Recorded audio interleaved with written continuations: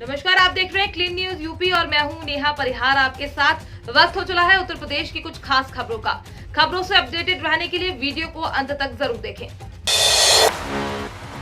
लखनऊ के integrated command control centre का CM योगी ने किया निरीक्षण, जाने क्या कुछ कहा। उत्तर प्रदेश में बढ़ रहे कोरोना संक्रमण की रोकथाम के लिए अब खुद सीएम योगी फील्ड पर आ गए हैं। सोमवार को सीएम योगी ने लखनऊ के integrated command control centre ICCC का निरीक्षण किया और निरीक्षण के बाद बोले, कोरोना महामारी की तीसरी लहर आ चुकी है, लेकिन ये दूसरी लहर जितनी खतरनाक नहीं है। अब तक जितने केस आए हैं, अधिकतर लोग होम आइसोलेशन में हैं। कुल एक्टिव केस में 99% लक्षण रहित हैं। हर जगह आईसीसीसी काम कर रहे हैं। सीएम ने कहा, 15 जनवरी तक 15 से 17 साल के सभी लोगों को वैक्सीन लगाने का लक्ष्य है।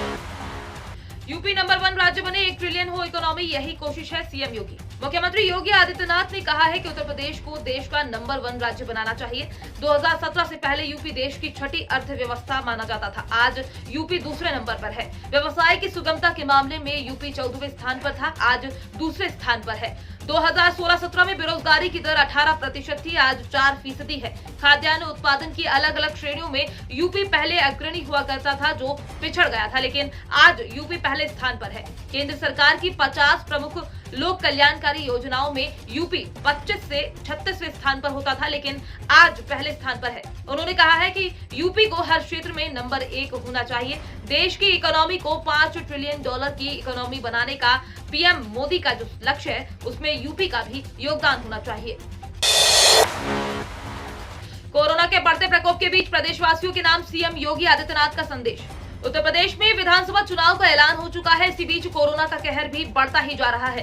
प्रदेश में बढ़ते कोरोना को लेकर सीएम योगी आदित्यनाथ ने प्रदेशवासियों के नाम संदेश दिया है। प्रदेश की जनता जनार्दन ने प्रदेश में सुरक्षा और विकास में पिछले 5 सालों में निरंतर अपना सकारात्मक योगदान दिया है। 5 वर्ष का हमारा कार्यकाल सफलतापूर्वक आगे बढ़ा और कहा, इस दौरान पिछले 20 से 22 महीनों से न केवल उत्तर प्रदेश, देश और दुनिया इस सदी की सबसे बड़ी महामारी कोरोना से जूझ रही है।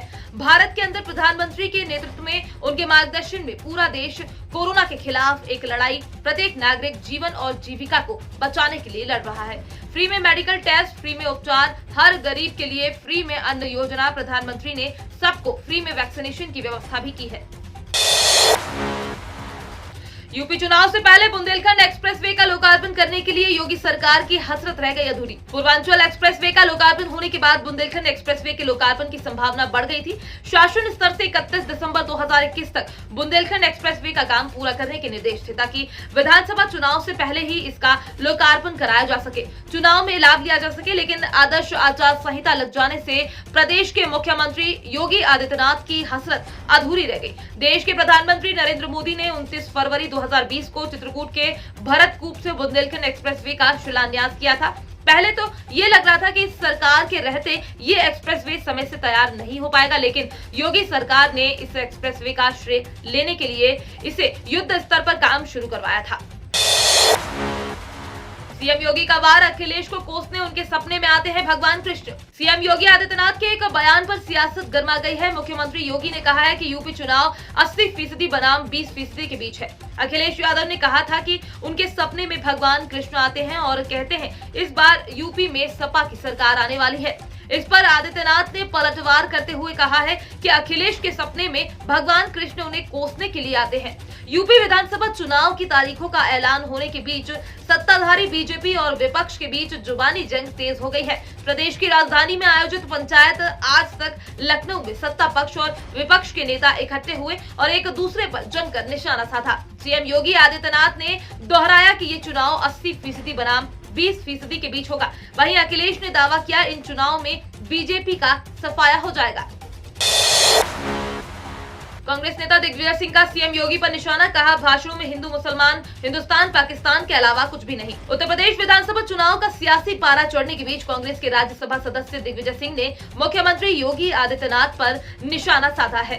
कांग्रेस नेता ने आरोप लगाया है कि सीएम योगी के चुनावी भाषणों में हिंदू मुसलमान और हिंदुस्तान पाकिस्तान जैसे विभाजनकारी मुद्दों के अलावा कुछ नहीं होता। दिग्विजय सिंह ने इंदौर में कहा कि आप मीडिया योगी आदित्यनाथ के चुनावी भाषण सुन ही रहे हैं। क्या आपने उनके भाषणों में हिंदू, मुसलमान, हिंदुस्तान, पाकिस्तान और शमशान कब्रिस्तान के अलावा कोई और शब्द सुना है? उन्होंने राष्ट्रीय स्वयंसेवक संघ पर भी निशाना साधते हुए कहा है कि जिस तरह दीमक घर या अन्य वस्तु की सतह के नीचे गुपचुप तरीके से लगकर उसे बर्बाद करती है, वैसे ही संघ भी गुपचुप तरीके से काम करते हुए पूरी व्यवस्था को बिगाड़ रहा है। चुनाव परिणाम के बाद होगी यूपी बोर्ड परीक्षा, जानिए संभावित तारीख। उत्तर प्रदेश के लिए साल 2022 चुनावी साल है। सियासी सरगर्मियों के बीच लाखों बच्चों को मन में ये सवाल है कि यूपी बोर्ड 2022 की परीक्षाएं कब होंगी। ताजा जानकारी के मुताबिक यूपी बोर्ड ने 10वीं और 12वीं की परीक्षाओं की तैयारी पूरी कर ली है, लेकिन चुनाव के कारण परीक्षाएं देरी से होंगी। माना जा रहा है कि यूपी 10वीं और 12वीं बोर्ड एग्जाम इस साल 20 मार्च से शुरू हो सकते हैं। कारण 10 मार्च को उत्तर प्रदेश विधानसभा चुनाव का परिणाम आएगा। इस साल 18 मार्च को होली है। कुल मिलाकर यूपी की बोर्ड परीक्षाएं इस बार होली के बाद होंगी। यूपी में फिलहाल स्कूल 16 जनवरी तक बंद किए गए हैं। कोरोना के बढ़ते केस को देखते हुए यूपी सरकार ने ये फैसला लिया है। बच्चों के मन में आशंका है कि स्कूल नहीं खुले तो उनकी पढ़ाई प्रभावित होगी और इसका असर परिणामों पर भी पड़ सकता है। कौशल विकास प्रशिक्षण में महिलाओं के लिए 30% सीटें आरक्षित। पंडित दीनदयाल अंत्योदय योजना के तहत कौशल विकास से संबंधित प्रशिक्षण में महिलाओं के लिए अब 30% सीट आरक्षित किए जाएंगे। इसके अलावा अल्पसंख्यक 15 और दिव्यांगों को 5% आरक्षण दिया जाएगा। बड़े शहरों में 240 और छोटे शहरों में 120 महिलाओं को प्रशिक्षण दिए जाने का लक्ष्य रखा गया है। गौरतलब है कि शहरी क्षेत्रों में रहने वाले जरूरतमंदों को दीनदयाल अंत्योदय योजना, राष्ट्रीय शहरी आजीविका मिशन DAY-LNULM के तहत कौशल प्रशिक्षण देकर रोजगार के लिए तैयार किया जाता है। इस बार प्रशिक्षण के लिए नए सिरे से 52 संस्थाओं का चयन किया गया है। चुनाव से पहले महिलाओं को 4000 रुपए दे रही है मोदी सरकार, आप भी तुरंत रजिस्ट्रेशन कराएं। बिजनेस कॉरेस्पोंडेंट सखी योजना के तहत सरकार ने इस योजना में रजिस्टर्ड महिलाओं के खाते में 4000 रुपए ट्रांसफर किए हैं। बताते चले कि ग्रामीण महिलाओं को आर्थिक तौर पर मजबूत करने व रोजगार उपलब्ध कराने के लिए केंद्र सरकार की ओर से बिजनेस कॉरेस्पोंडेंट सखी योजना की शुरुआत की गई है। इस योजना के तहत रजिस्टर्ड महिलाओं को मानदेय के तौर पर 4000 रुपए सरकार की ओर से दिए जाते हैं। सरकार ने 20,000 महिलाओं के खाते में पहली किस्त ट्रांसफर कर दी है। लाभार्थियों में उत्तर प्रदेश की महिलाएं भी शामिल हैं। योजना के तहत रजिस्टर्ड महिलाओं को बिजनेस कॉरेस्पोंडेंट सखी का नाम दिया गया है, जिसको 4000 मानदेय के तौर पर सरकार ने दिए हैं। इस योजना के तहत रजिस्टर्ड महिलाओं को जहां मानदेय के तौर पर 4000 रुपए दिए जाते हैं, वहीं दूसरी ओर उनके कार्य क्षमता के अनुसार उन्हें इंसेंटिव भी दिया जाता है। बिजनेस कॉरेस्पोंडेंट सखी योजना के तहत छोटे छोटे समूह बनाकर महिलाएं रोजगार को शुरू करती हैं। यूपी में 5 दिन बाद मिली बारिश से राहत, अब कोहरे के साथ गलन वाली ठंड का होगा आगाज। यूपी में बीते 5 दिनों से जारी बारिश का सिलसिला सोमवार को लगभग रुक गया। कुछ एकाध जगह सोमवार को भी बूंदाबांदी हुई, लेकिन उससे ज्यादा असर नहीं पड़ा। बारिश के बाद अब मौसम विभाग ने घने कोहरे की चेतावनी जारी की है। चंदौली, वाराणसी, गाजीपुर और आसपास के इलाकों में कोहरा वाली सर्दी शुरू हो गई है, जबकि प्रयागराज, प्रतापगढ़, चंदौली, जौनपुर में घना कोहरा छाने की संभावना जताई गई है। इसी के साथ ही यूपी में अब गलन और ठिठुरन भी बढ़ेगी। लखनऊ में 4 दिन से जारी बादली और बारिश का सिलसिला सोमवार को थमा। सुबह बदली के बाद दोपहर होने तक धूप खिली और शहरवासियों को ठिठुरन से राहत मिली। इसके साथ ही दिन के पारे में इजाफा भी हुआ। सूरज निकलने से दिन का पारा कुछ चढ़कर 22.1 डिग्री सेल्सियस दर्ज किया गया। वहीं रात का पारा 13.6 डिग्री सेल्सियस रहा।